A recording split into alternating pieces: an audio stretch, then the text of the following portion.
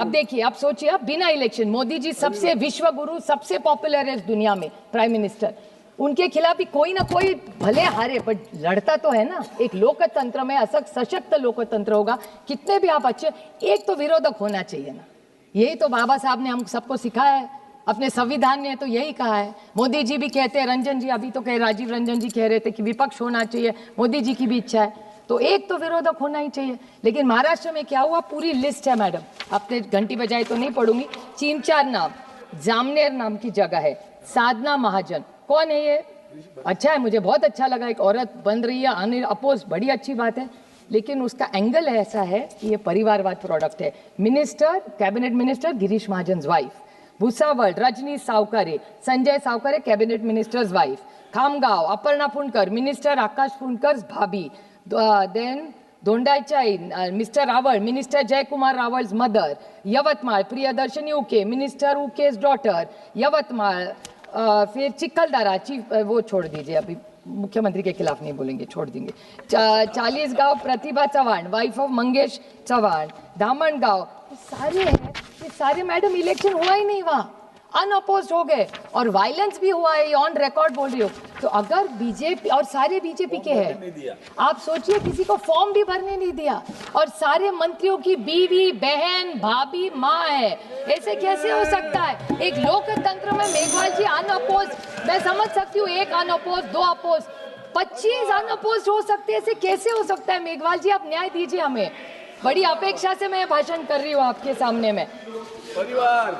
अरे किस बात की लोकप्रियता, छोड़िए, ईडी सीबीआई का उनके साथ निकालोगी ना तो हमारे ही साथ उसमें के 10 है, वही आपके साथ है आज। अभी कुंडली उनसे ज्यादा मैं जानती हूँ उनकी। और एक छोटा, हमारे यहाँ शिरूर नाम का एक विधानसभा है, शिरूर में एक है, वहाँ 1000 वोट्स, 1000 शिरूर में, ना घर है ना कुछ है। आरटीआई करवाया किसी ने कि 1000 वोट आए कहाँ से, तो ये वोट कहाँ से आए? हवा से आए। उसको चैलेंज किया है लेकिन उसका जवाब नहीं मिला है। मैडम हम पूछना चाहते हैं, this is it, what did ये रिजर्वेशन, आरक्षण के बारे में इनको बहुत अच्छा लगता है आरक्षण, हम सब उनके साथ हैं, मराठा धनगर लिंगायत मुस्लिम किसी का भी आरक्षण आप लाइए महाराष्ट्र से, हम पूरी ताकत से आपके साथ खड़े रहेंगे। लेकिन महाराष्ट्र में इलेक्शन अनाउंस हुआ, this is a reform you must do. Meghwal ji, मैं आपको मांग करती हूँ कि रिफॉर्म अगर आप कर रहे हैं तो सुधार कर रहे हैं तो सब मिलके करें। महाराष्ट्र में पंचायत का इलेक्शन अनाउंस हुआ, उसके बाद रिजर्वेशन का ऑब्जेक्शन हुआ मैडम, और आप सोचिए आधा इलेक्शन कैंसिल हो गया। और इतना ही नहीं, 242 म्युनिसिपल काउंसिल्स है, उसमें के 57 bodies have exceeded reservation list. क्या कर रही थी इलेक्शन कमीशन? बेचारे सारों ने, आपके भी लोगों ने फॉर्म भरा, हमारे भी भरा, अभी क्या कर रहे, घर में बैठे हुए 20 दिन से, खर्चा तो बढ़ ही रहा है। आप सोचिए 57 bodies have crossed more than 60% reservation. एक छोटा मुद्दा मैडम एंटी डिफेक्शन का बोलना चाहिए, बिकॉज आप सोच लीजिए कि आप कैसा करेंगे। एंटी डिफेक्शन का मैंने भी भोगा है, आपने देखा होगा, अभी शिवसेना जी के बोल रहे थे, हमें कोई नहीं, ठीक है पार्टी टूटती है, 2/3 जाती है, कोई प्रॉब्लम नहीं है, सोच सकता है, किसी की सोच बदल सकती है, किसी को कुछ विकास करना है, किसी का ईडी है, मैं समझ सकती हूँ। लेकिन मैं, आप बताइए मुझे थोड़े से कि एंटी डिफेक्शन लॉ जो शेड्यूल 10th में है, लेकिन हमारे यहाँ महाराष्ट्र में क्यों नहीं हो रहा है? महाराष्ट्र में आपने देखा होगा, हमारे यहाँ एक पार्टी का नेशनल प्रेसिडेंट बदला और no use of any constitution. Party की कॉन्स्टिट्यूशन क्या कहती है? Party decides. जैसे भारतीय जनता पार्टी में भी अच्छी है, भारतीय Janata party is larger than elected member, सही है कि नहीं?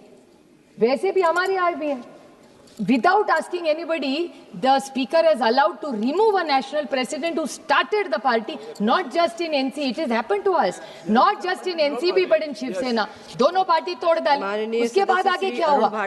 हमें किया, ठीक है, हम ठीक हो गए, बट किसी और को मत करिए। आप इतना बोलते हैं कांग्रेस ने ये किया, इसकी सरकार गिरा दी, आपने क्या किया? आपने से उससे ज्यादा किया। And how is this democratic? अगर आपको तोड़ा होगा कोई प्रॉब्लम नहीं, नई पार्टी निकाली। और पता है मैडम, हमें पार्टी, अभी ये कृष्णा जी कह रहे थे कि उनको 9 महीने पहले सिंबल मिला। कृष्णा जी, मुझे तो सिंबल मिलता ही नहीं, 2 महीने मिला। आप सोचिए मैडम, हमको तो कोर्ट जाना पड़ा, अगर मैं कोर्ट नहीं जाती तो सांसद भी नहीं बनती। Sir, madam, I would like to quote Shri G.V. Malvankar ji. A real democracy, one has to not merely look at the provision of the constitution, the rules and the regulations made for the conduct of the business in the legislature, but one has to foster the real democratic spirit in those who in the form of legislature. In this fundamental bond in mind, it will be clear that the question would be decided by majorities in parliamentary government will not be possible if it is reduced to a mere counting of head or hands. If we merely go only by majority, we shall be fostering the seeds of fascism, violence and revolt. This is what Mr. Malvankar has said in this parliament. Madam, why are we debating this? ये चर्चा की ज़रूरत क्यों पड़ी? इसका कारण है कि इस देश में, मैं बड़ी विनम्रता से कहना चाहती हूँ, लेकिन ये वास्तव है, भले ये माने या ना माने, कृष्णा जी को अच्छा नहीं लगेगा, लेकिन इस देश में अगर वो सारे पेपर और मैगजीन्स भी पढ़े, उन्होंने काफ़ी कोट किया आज, कि सबके मन में एक बात है कि इलेक्शन कमीशन फेयर नहीं है, ऐसी एक सोच समाज में आज है। और इसका कारण क्या है? इसके छोटे मैं विक्षेप में कराना चाहती हूँ कि ECI has allowed its political neutrality to become under serious question. This is my first point. Second, model code of conduct is enforced unevenly and inconsistently. The commission has failed to curb hate speeches. I will explain each point in very short later. The appointed process has been totally and politically titled. The election commission has not kept pace with digital manipulation, deepfakes and targeted propaganda. मैं भी उसकी victim हूँ, मैं बताऊंगी उसके बारे में. Political parties routinely bypass expenditure limits and ECI looks away, unfortunately. Electoral roll errors continue disproportionately affecting urban poor, migrants and marginalized groups. VVPAT verification remains too small and opaque. Transfer of orders of officers during elections appear politically motivated, and above all, the Election Commission has not defended its own institution dignity with firmness even once, which is so unfortunate. And will the Commission protect democracy in this country, or will democracy has to protect itself, is the question I want to ask the Election Commission.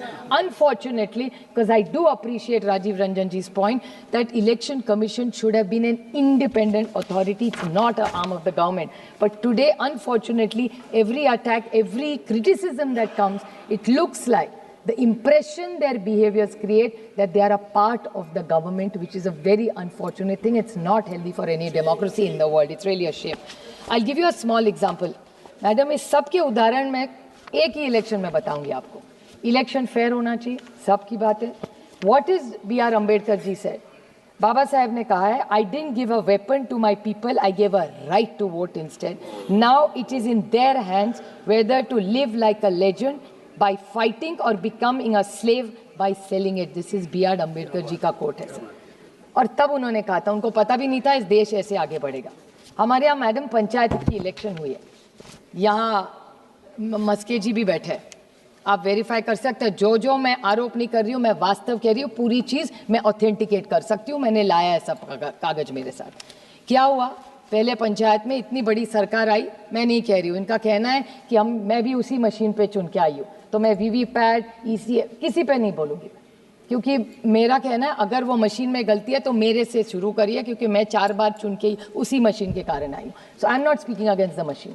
I am making a very limited point and with great expectations from the Bharatiya Janata party, जिसको इतना बड़ा mandate Maharashtra में मिला. कैसे मिला उसके बारे में बाद में जाऊँगी, लेकिन मैं पूछना चाहती हूँ उनको कि इसी इलेक्शन कमीशन में न्यू पंचायत, नई सरकार, 200 MLA आए आउट ऑफ 288, सुप्रीम पावर. कौन पूछ रहा है उनको वहाँ? सब तो इन्हीं के सत्ता है, LOP भी नहीं है वहाँ. इतनी उनको भरोसा महाराष्ट्र की जनता दिया नहीं दिया कैसे हो, वो तो अलग, वो आज चर्चा की बात नहीं है. लेकिन मानिए कि पूरा फेयर हुआ इलेक्शन, 200 MLA आ गए.